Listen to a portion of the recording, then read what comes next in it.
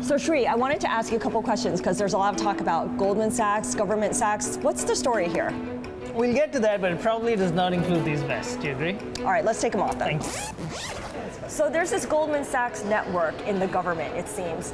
How deep is it and why does it even exist? The reason we're talking about it right now is, of course, the elevation of Rishi Sunak as the new Prime Minister in the UK.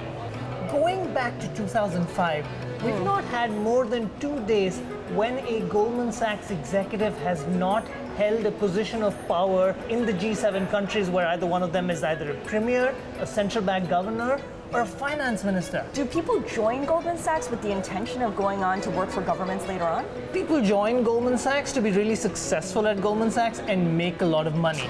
But once you're successful at Goldman Sachs and once you've reached that position of influence, a lot of opportunities open up for you. You're automatically seen as a contender, maybe for running a company, maybe at running a hedge fund. Also being in a position of power in government. This idea of this Goldman network, what's the story behind it? Oh, fun fact, that goes back more than a century.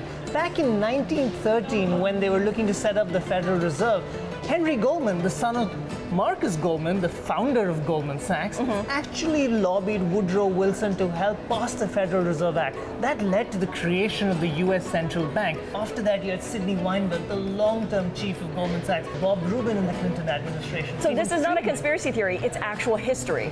For the longest time, if you were a senior partner at Goldman Sachs, you were expected to join government. It was seen as public service.